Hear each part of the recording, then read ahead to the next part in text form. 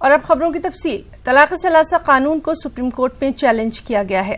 مسلم advocate ایسوسی ایشن نے سپریم کورٹ میں عرضی داخل کر کے طلاق ثلاثہ قانون کو چیلنج کیا ہے۔ اس سے پہلے بھی ایک عرضی سپریم کورٹ میں داخل کی گئی تھی۔ سپریم کورٹ عرضی پر سماعت کے لیے تیار ہے۔ اور وہیں ایودھیا تنازع معاملے میں سپریم کورٹ میں 30ویں روز بھی سماعت ہوئی۔ ظفریاب جیلانی نے دلیلیں پیش کی۔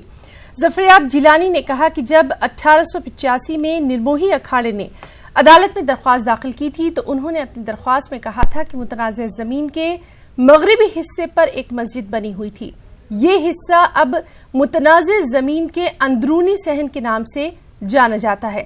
وہیں ظفریاب جیلانی نے کہا کہ نرموہی اکھاڑے نے 1942 میں بھی اپنے مقدمے کی سماعت میں اس مسجد کا ذکر کیا ہے، جس میں اس نے 3 گنبد کی بناوٹ کو بطور مسجد قبول کیا۔ ظفریاب جیلانی نے PWD کی اس رپورٹ کا بھی حوالہ دیا جس میں کہا گیا کہ 1934 کے فرقہ وارانہ فساد میں مسجد کے ایک حصے کو نقصان پہنچا تھا اور PWD نے اس کی مرمت کروائی تھی۔ ہجومی تشدد کے ذریعے تبریز انصاری کے قتل کے معاملے میں آج دہلی میں احتجاجی مظاہرہ کیا گیا۔ دہلی میں جھارکھنڈ بھون کے سامنے جمعے کی نماز کے بعد 3:30 بجے یہ مظاہرہ کیا گیا۔ یونائٹڈ اگینسٹ ہیٹ نامی تنظیم نے ملزموں کے خلاف مناسب کارروائی نہ کرنے کی مخالفت میں یہ احتجاجی مظاہرہ کیا۔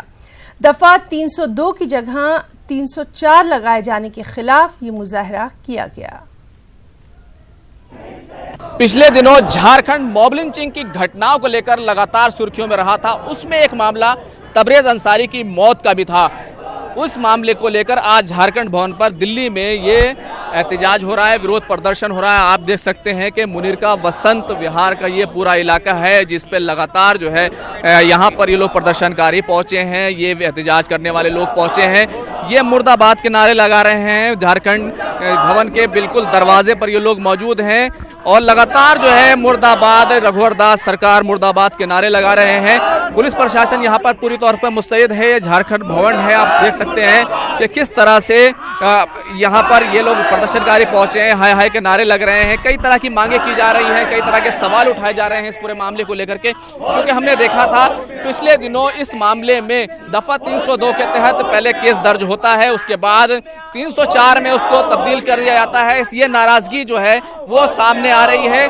ہمارے ساتھ یونائٹڈ اگینسٹ ہیٹ کے ندیم خان موجود ہیں۔ ندیم صاحب، کیا مانگ ہے، کیا آپ کو دقت ہے جو یہ پردرشن ہو رہا ہے؟ دیکھیے، جھارکھنڈ اس سمے پورے دیش کا لنچنگ کیپٹل ہے اور سرکار کی ذمہ داری بنتی تھی کہ وہ ان معاملوں کو انویسٹیگیٹ کرائے۔ چارج شیٹ میں جب سرکار یہ کہتی ہے کہ چارج شیٹ میں صاف صاف کہا گیا کہ بھیڑ میں آواز لگائی کہ اس کی جب تک پٹائی کرو جب تک کہ یہ مر نہ جائے، اس کے بعد بھی کیس کو کہا گیا کہ یہ کیس جو ہے 302 سے 304 میں کنورٹ کیا گیا، یعنی کہ جو روڈ ایکسیڈنٹ پہ دھارا رکھتی ہے کہ ہم جا رہے ہیں، کوئی آدمی اچانک ہمارے سامنے آ گیا، وہ مر گیا، تو ہمارا کوئی انٹینشن نہیں تھا۔ نان انٹینشن کلنگ کی دھارا لگائی جاتی ہے۔ رات بھر کسی آدمی کو ہاتھ باندھ کر کے پٹائی کری جاتی ہے، تھانے میں اس کی پٹائی کری جاتی ہے، اس کے بعد بھی آپ کو یہ نان انٹینشن کلنگ دکھائی پڑتی ہے۔ مارٹم رپورٹ کے حساب سے آپ یہ مجھے بتائیں، کسی آدمی کی اگر میں آپ کے سر میں ماروں، سر میں پٹائی کروں، سینے میں پٹائی کروں اور سینے یا سر میں پٹائی ہونے کی وجہ سے آپ کے برین ہیمریج یا ہارٹ میں کوئی سمسیا آ جائے تو آپ کہیں گے کہ ہارٹ کی سمسیا کی وجہ سے وہ آدمی مر گیا تھا، تو کیا تبریز انصاری ہارٹ کا پیشنٹ تھا؟ یہی حال پہلو میں کیا گیا۔ تو یہ پولیس کی انویسٹیگیشن جان بوجھ کر کیس کمزور کرنے کی، جس کا ہم وروध پردرشن کر رہے ہیں۔ جو بھی لوگ اس میں کلپریٹس ہیں ان کو سزا دی جائے۔ اس میں ہی نہیں، ہر کیس میں فیئر انویسٹیگیشن ہونی چاہیے۔ ہر کیس کو کمزور کیا جاتا ہے اور ان لوگوں کو بچانے کی کوشش کری جاتی ہے۔ تبریز کی جو ہتیا ہوئی ہے، سب نے دیکھا ہے، اپنی آنکھوں سے دیکھا ہے، اور جس طرح سے آپ آنکھوں دیکھے کو نکار رہے ہیں، یعنی آپ یہ بتانا چاہ رہے ہیں کہ اب جو ہوگا آپ کا دیکھا معنی نہیں رکھتا۔ جب تک تبریز کو اور جتنے بھی بھیڑ دوارا لوگ مارے گئے ہیں ان کو نیائے نہ ملے تب تک، کیونکہ گورنمنٹ کی سب سے بڑی پالیسی جو چل رہی ہے، پہلے ایک آدمی قتل کر کے گناہوں سے اپنی سرزمین کو اور اپنے آپ کو بچاتا ہوا گھومتا تھا، مگر آج کے ٹائم میں لوگوں کا، قاتلوں کا اتنا منوبل بڑھا ہوا ہے کہ جن کو تم ہار مالا پھول سے نوازو گے، الیکشنوں میں کھڑا کرو گے تو لوگ قتل کرنے سے ڈریں گے تھوڑی۔ تو آج کے دور میں دراصل اس معاملے میں جس طرح سے 302 کے تحت معاملہ درج ہوا تھا، پھر اس کو 304 کے تحت بدل دیا گیا جس طرح سے پوسٹ مارٹم کی رپورٹ آئی ہے، لیکن سوال یہ ہے کیا تبریز انصاری کی موت دل کے دورے سے ہوئی تھی؟ کیا उसकी मौत मारपीट करने से नहीं हुई है, सबसे बड़ा सवाल है और इसी के लेकर यहाँ पर ये नाराजगी सामने आ रही है। कैमरामैन गौरव गिरी के साथ खुर्रम शहजाद, न्यूज़ 18 दिल्ली। उधर मगरबी बंगाल के वजीर बराए पार्लिमानी उमूर और मास एजुकेशन सिद्दीकुल्लाह चौधरी ने हुजूमी तशद्दुद और तबरेज़ अंसारी मामले पर अपनी राय रखी। उन्होंने तबरेज़ केस में तफ्तीशी अमल और पुलिस के रोल की शदीद नुक्ताचीनी की। पेश है मगरबी बंगाल के वजीर सिद्दीकुल्लाह चौधरी से भोपाल में हमारे नुमाइंदे की ये बातचीत। जैसे वसी मुल्क में मास एजुकेशन की बात की जाए, तहफ़्फ़ुज़ की बात की जाए, हजूमी तशद्दुद को रोकने की बात की जाए, फ़िरका जो बढ़ती जा रही है फ़िरका वाराना महंगी को बढ़ाने की बात की जाए, इस पर बातचीत करने के लिए हमारे साथ मगरबी बंगाल जमीयत उलमा के सदर और मगरबी बंगाल हुकूमत के जो है पार्लियामेंट उमूर के वज़ीर सिद्दीकुल्लाह चौधरी साहब हमारे साथ मौजूद है। उनसे जानते हैं स्पीकर साहब से मॉब लिंचिंग जैसे वाक़यात और फिर उसमें पुलिस की रिपोर्ट आ जाती है, तबरेज़ अंसारी की अगर हम बात करें कि उसमें कह दिया जाता है कि जो उसकी इस तरह के तशद्दुद में उसकी मौत ही नहीं हुई है। ये तो असल में अदालत से और गोया के हिंदुस्तान के कानून से, आईपीसी से लोगों को घबराहट पैदा हो जाएगी। जीता जागता नौजवान को मार पीट के ख़त्म कर दिया और पुलिस वाले कहते हैं कि उनका हार्ट अटैक हुआ, ये बेशर्मी की बात है। हम जज साहब को नहीं कह सकते, ये पुलिस जैसे ड्रामा कर रहा है, ये पुलिस की सज़ा होनी चाहिए जो सही वाक़यात को गलत साबित करने की कोशिश करे। हमारे बंगाल में गुज़श्ता तकरीबन 1.5 हफ्ता पहले मॉब लिंचिंग के ख़िलाफ़ एक ज़बरदस्त कानून पास हुआ। नहीं, कानून आपके यहाँ भी पास हुआ, कानून मध्य प्रदेश में भी पास हुआ, लेकिन इसका हासिल क्या है? क्योंकि पहले के भी कानून बहुत थे जिस पर एक्शन लिया जा सकता था। इसमें कानून के साथ साथ हमारे सीएम ऑनरेबल ममता बनर्जी का कहना है कि आवाम जब तक नहीं जागेंगे तो ये मसला ऐसे ही रहेगा। कानून अपनी जगह पर सख्त है, आवाम को जागना पड़ेगा और बताना पड़ेगा जो लिंचिंग करने वाले हैं, ये मॉब लिंचिंग करने वाले गलत तरीके पर चल रहे हैं। पब्लिक खड़ी हो जाएगी तो मसला बिल्कुल रोकथाम में आ जाएगा। तो पब्लिक को खड़ा करने के लिए, जगाने के लिए क्या करेंगे? पब्लिक को खड़ा करने के लिए देखिए, पहले तो जहन बनाना पड़ेगा, आपस में भेदभाव दूर करके, ये समाजी खराबी है। मैं यकीन के साथ कहता हूँ बिरादरान वतन हिंदू भाई सब फ़िरका परस्त नहीं है, ये यकीन के साथ। ये हमारे भाई हैं, दोस्त हैं, महबूब हैं। 2-4 लोग जो ख़राब अच्छे लोग ज़रा डरते हैं कि सफ़र में हूँ, अगर लग जाऊँगा तो मेरी भी पिटाई हो जाएगी, हिम्मत नहीं करते। अगर 2-4 हिम्मत करने लगे तो 1-2 आदमी क्या करेगा समाज में।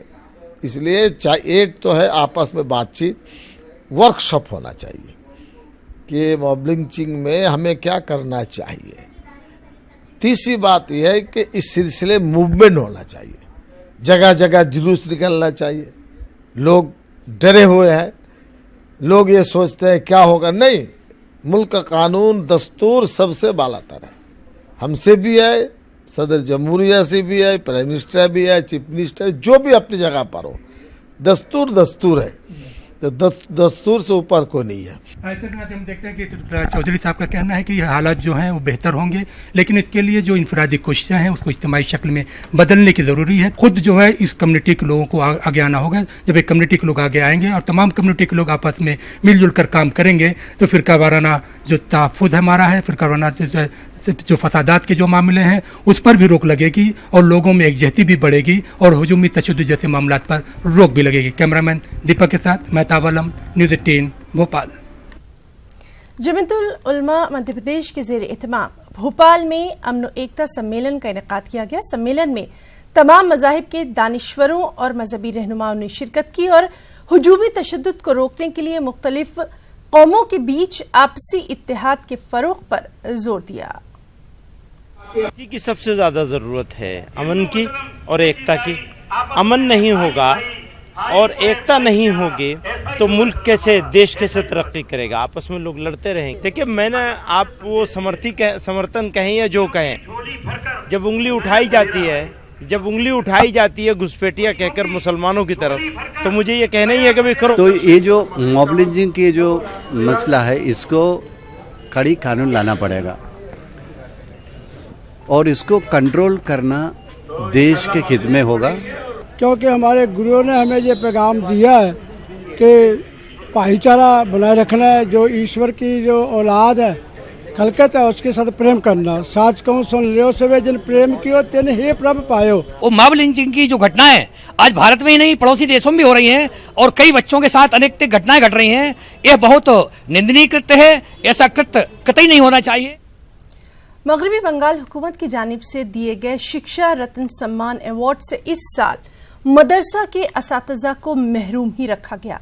महकमा अक़लियती उमूर और मदरसा तालीम के वजीर ने इसे दफ्तर की गफलत बताते हुए इस मामले पर पर्दा डालने की कोशिश जरूर की, ताहम हुकूमत की इस बेतवज्जुही पर कई सवाल उठने लाजमी है।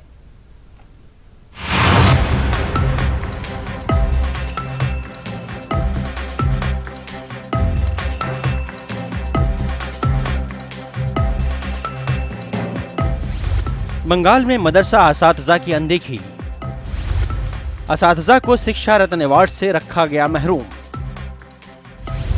मदरसा असातिज़ा ने नाराजगी का किया इजहार। क्या हुकूमत कर रही है मुसलमानों को नजरअंदाज? रियासत के तालीमी इदारों में तालीमी सूरत हाल को बेहतर बनाने के लिए हुकूमत हर साल स्कूल, कॉलेज, मदरसा और यूनिवर्सिटी के असातिज़ा को शिक्षा रत्न अवार्ड से नवाजती है। इस साल भी वजीर आला ममता बनर्जी ने एक सरकारी प्रोग्राम में स्कूल से लेकर यूनिवर्सिटी तक के कमोबेश 100 असातिज़ा को शिक्षा सम्मान से नवाजा, ताहम इनमें एक भी मदरसा असातिज़ा शामिल नहीं किए गए। जबकि बंगाल में 613 सरकारी मदारिस भी हैं। मदरसा असातिज़ा हुकूमत की बेतवज्जुही पर हैरान हैं। हैरत की बात तो ये है कि वज़ीर आला ममता बनर्जी भी इस मामले में खामोश रहीं, जबकि महकमा अक़लियती उमूर व मदरसा तालीम के वजीर रियासुद्दीन मुल्ला ने बेतवज्जही के लिए अपने दफ्तर को जिम्मेदार करार देते हुए कहा कि आइंदा साल से मदरसा असातिज़ा के अलहदा अवार्ड का सिलसिला शुरू किया जाएगा। প্রতি বছর আমাদের মাদ্রাসা, হাই স্কুল, উচ্চশিক্ষা, বিশ্ববিদ্যালয় নিয়ে আমরা শিক্ষারত্ন বিতরণ করি। এবছর মাদ্রাসার দিক থেকে আমাদের একটু অসুবিধা হচ্ছে, মাদ্রাসা ঠিক মতো আমরা প্রথম দিকে রিপোর্ট পাঠাতে পারেনি, যার জন্য মাদ্রাসার শিক্ষকদের আমরা শিক্ষারত্ন দিতে পারিনি। আমাদের চিন্তা ভাবনা আছে, আমাদের সরকারি চিন্তা ভাবনা হচ্ছে আগামী বছর থেকে কেবলমাত্র মাদ্রাসা নিজের শিক্ষারত্ন দেওয়ার চেষ্টা করবে। वहीं मुस्लिम जमातों ने हुकूमत पर मुसलमानों को नजरअंदाज करने का इल्जाम लगाते हुए उसे बीजेपी का खौफ बताया है। देखिए, लेफ्ट फ्रंट हुकूमत जब थे उस टाइम पे भी मदरसा टीचर को शिक्षा रत्न मिला था, अभी नहीं मिला। एक साफ हो गया कि ममता बनर्जी बीजेपी को डर रहा है और बीजेपी को मुखालिफत करने के लिए वो मुस्लिम को पीछे रख के हिंदू तोषण पूरा चालू कर दिया। वज़ीर आला ममता बनर्जी पर मुस्लिम नवाजी का इल्जाम लगता रहा है, लेकिन हालिया लोकसभा इलेक्शन के बाद बंगाल की सियासत में बीजेपी की बढ़ती ताकत क्या ममता बनर्जी की मुस्लिम नवाजी के इमेज को नुकसान पहुंचा सकती है? और क्या यही वजह है कि सरकारी प्रोग्रामों से मदरसा डिपार्टमेंट को अलग रखा जा रहा है? ये कुछ ऐसे सवाल है जिसके जवाब आने वाले दिनों में ही मिल पाएंगे। कैमरामैन ऑर्गो के साथ शबाना एजाज, न्यूज़ 18 उर्दू। ब्रेक के बाद खास बात इंडिया में आगे बढ़ेंगे। हज 2019 तकरीबन मुकम्मल होने को आया। 15 सितंबर को तमाम फ्लाइट वापस आ जाएंगी। मुंबई और महाराष्ट्र की फ्लाइट की वापसी का सिलसिला मुकम्मल हो चुका है। हज के दौरान 152 हुज्जाज इकराम की मौत हुई है, 8 हिंदुस्तानी बच्चों की पैदाइश हुई। हमारे साथी मोहिउद्दीन ने Maqsood Ahmed Khan, chief executive officer से इस सिलसिले में खास बातचीत की। हज में जो है वो कितनी कामयाबी आपको मिल पाई है और जो शिकायतें मौसूल हुई है हाजियों की, उसके बारे में जो है वो उसका अजाला किस तरह होगा आपकी निगाह में? देखिए, इस साल हिंदुस्तान से 2 लाख सबसे ज्यादा हाजी हज करके आ चुके हैं। तकरीबन 4-5 हजार हाजी कुछ बचे हैं, वो इंशाल्लाह हमारी हैदराबाद की आखिरी फ्लाइट 15 तारीख को आएगी, उससे ये मुकम्मल हो जाएगा। तकरीबन हाजी वापस आ चुके हैं और ये मैं हमारे जो मिनिस्टर हैं मुख्तार अब्बास नकवी साहब, उनको मैं इसकी मुबारकबाद दूंगा और इनकी कोशिशें हैं, उनकी काविशें हैं और हमारे डिपार्टमेंट के सेक्रेटरी हैं जो हज के ऑपरेशन के दौरान खुद वहाँ जद्दा जाकर उन्होंने मीटिंग्स लिया, रिव्यू लिया। तो ये मिनिस्ट्री का और ऑनरेबल प्राइम मिनिस्टर का और ऑनरेबल मिनिस्टर का इसमें काफ़ी सपोर्ट है और ये पहली मर्तबा है कि इंडिया से 2 लाख हाजी गए हैं और उनका इंतजाम वही हुआ है। इंतजाम हमको उसी पीरियड में करना होता है, टेन्यूर 40 दिन का ही होता है। एक बड़ा चैलेंज था जिसमें CGI जद्दा का काफी हमारे योगदान रहा और मजमूई तौर पे ये हज अल्हम्दुलिल्लाह अच्छा रहा और मैक्सिमम हाजी इससे हमारे मुतमईन हैं और किसी को कोई ज्यादा तकलीफ नहीं हुई है और हाजी सब अल्हम्दुलिल्लाह खुश हैं और ये ऑपरेशन काफी अच्छे से हुआ। वापसी के टाइम यानी कि सेकंड फेज में जो है वो काफी हुज्जाज इकराम को तकलीफ का सामना करना पड़ा है, उनको रिहाइश का मसला है वहाँ दरपेश आया वहाँ पर, और उसके अलावा जो है वो मदीना में जो फ्लाइटें हैं वो जल्दी आ गई और उनको जल्दी ड्रॉप कर दिया गया। इस तरह के मसाइल जो है वो हमारे सामने आए। भी हमारे पास कंडीशंस होती है कि 15 मुहर्रम के पहले सारे हाजियों को हमको वापस लाना होता है, तो बीच में कुछ 4-5 दिनों में ऐसा हुआ है कि मदीना में हाजियों की और भारतीय हाजियों की जो हिंदुस्तानी हाजियों की तादाद 55,000 से 60,000 के दरमियान थी, जिसमें इतने सारे हाजियों का जब इंतजाम करना होता है तब हमको काफी सारे काम एक साथ करने होते हैं CGI जद्दा ऑफिस को, हज असिस्टेंट को, कि मिसाल अगर हमारे पास आज की 7,000 हाजी जा रहे हैं तो उन 7,000 हाजियों को एयरपोर्ट तक पहुंचाना है और कल के हमारे 5 से 7,000 हाजी हैं तो उनका सामान आज लेना है और उसी के साथ साथ और आने वाले 5,000 हाजी हैं, तो इतने सारे हाजियों को एक साथ डील करना होता है। तो जो हाजी जा रहे हैं, जो जिनका सामान लेना है और जो आ रहे हैं, तो इसमें वक्त थोड़ा लगता है और इसमें कभी हमारे कुछ हाजी भाइयों को थोड़ा इंतजार करना पड़ा, उनको मकान मिलने में थोड़ी सी 5-6 घंटे की कोई दिक्कत हुई, लेकिन कोई खास परेशानी किसी को नहीं हुई है। मतलब कितने हुज्जाज इकराम जो हिंदुस्तान से ताल्लुक रखते हैं उनकी मौत हुई है और पैदाइश का मामला क्या है? इस साल मजमूई तौर पर 152 हाजियों की मौतें हुई हैं, जिसमें 38 मौतें जो हैं जो हज ग्रुप से जाने वाले लोग हैं उनकी हुई है और बकाया जो अमवातें हैं वो हज कमेटी ऑफ इंडिया से जाने वाले लोगों से हुई है। तो ये 152 जो है ये तकरीबन नेचुरल डेथ्स हैं और जो जहां तक पैदाइश का सवाल है तो 8 पैदाइशें वहां हुई हैं और हम बार बार ये कहते हैं कि आखिरी स्टेज पे खवातीन न जाएं जब प्रेगनेंसी में हो, ताकि उनको तकलीफ होती है और डिलीवरी में तकलीफ होती है, लेकिन इसके बावजूद भी कुछ खवातीन, कुछ फैमिलीज वहां आते हैं ऐसे हालत में जानबूझकर अनजाने में, लेकिन अल्हम्दुलिल्लाह सभी का इंतजाम वहां होता है और सबकी केयर करते हैं और ये जो 8 बर्थ हुई हैं ये इसका भी वहां पूरा इंतजाम हुआ है और अल्हम्दुलिल्लाह वो सब खैर से हैं। न्यूज 18 उर्दू की खबर का असर एक बार फिर देखने को मिला। दरअसल गुज़िश्ता दिनों न्यूज 18 उर्दू ने मौलाना आजाद नेशनल उर्दू यूनिवर्सिटी के नांदेड़ इम्तिहानी मरकज की तब्दीली को लेकर तलबा व तालिबात को हो रही परेशानियों को नश्र किया था। तलबा व तालिबात को हो रही इन परेशानियों को लेकर मौलाना आजाद नेशनल उर्दू यूनिवर्सिटी सब रीजनल के हेड अफरोज हैदर रिजवी ने सफाई देते हुए कहा कि यूजीसी की हिदायत के मुताबिक रवां साल से डिग्री कॉलेजेस को ही इम्तिहानी मरकज बनाया गया है। ताहम तलबा व तालिबात को अगर कोई भी परेशानी होती है तो वो नए इम्तिहानी मरकज से रुजू कर सकते हैं। रिजवी ने यह भी कहा कि नांदेड़ का पुराना इम्तिहानी मरकज मदीनतुल उलूम स्टडी सेंटर को बंद कर दिया गया है। उन्होंने कहा कि नांदेड़ में नए स्टडी सेंटर PN कॉलेज को बनाया गया है।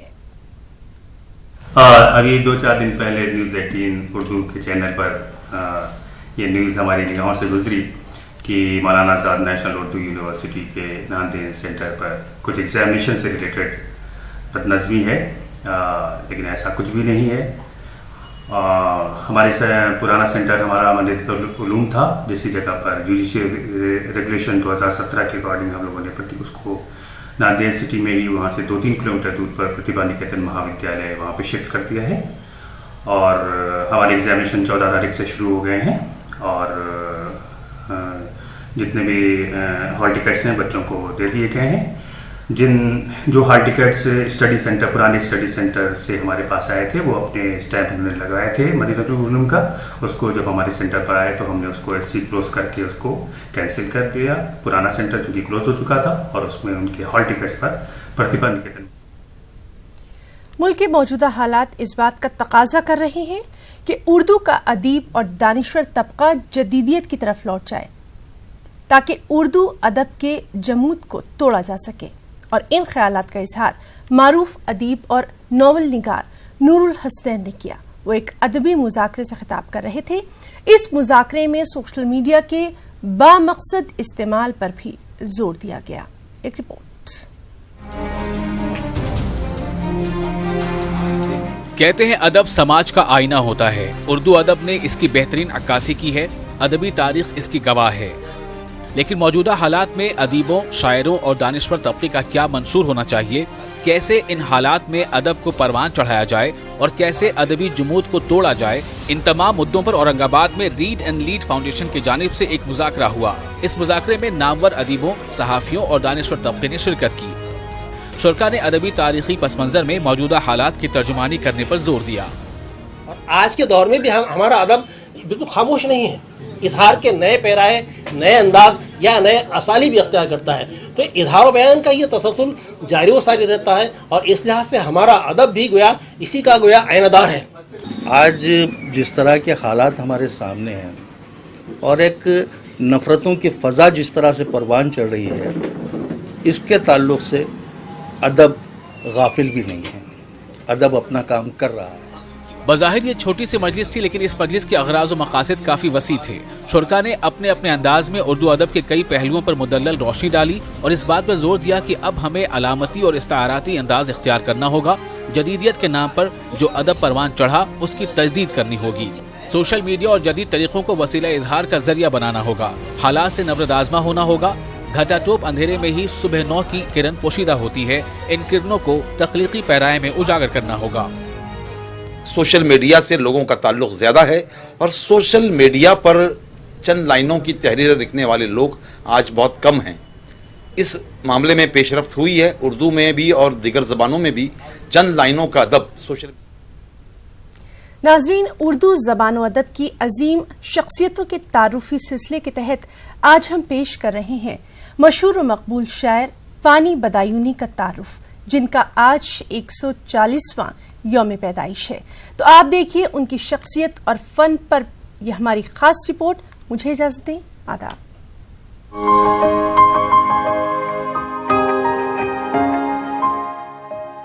एक मुअम्मा है समझने का न समझाने का, जिंदगी काहे को है ख्वाब है दीवाने का। सुने जाते न थे तुमसे मेरे दिन रात के शिकवे, कफन सरकाओ मेरी बेज़बानी देखते जाओ। दर्द व गम में डूबी ये आवाज उर्दू के उस मुनफरिद शायर की है जिसे दुनिया फ़ानी बदायूनी के नाम से जानती है। उत्तर प्रदेश के मशहूर शहर बदायूं में शौकत अली खां के नाम से पैदा होने वाले इस हसास शायर के सैकड़ों अशार आज भी उर्दू शायरी के आशिकों के जुबां पर रहते हैं। फ़ानी बदायूनी 13 सितंबर 1879 को बदायूं के इलाका इस्लाम नगर में एक मुअज़्ज़ज़ जमींदार घराने में पैदा हुए।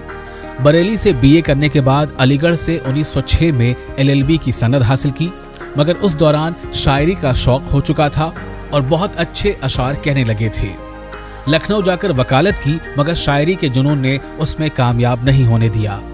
फ़ानी और खुशहाली का जैसे आपस में बैर था। हालात कुछ देर को अच्छे होते मगर जल्द बिगड़ जाते। तभी आगरा में दौरान क़याम जवान बेटी की मौत हो गई। फ़ानी इस गम से टूट कर रह गए।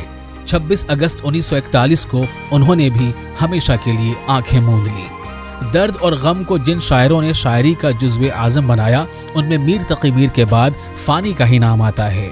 लेकिन जहां मीर के गम में शिद्दत है, वहां फ़ानी के गम में लताफत है।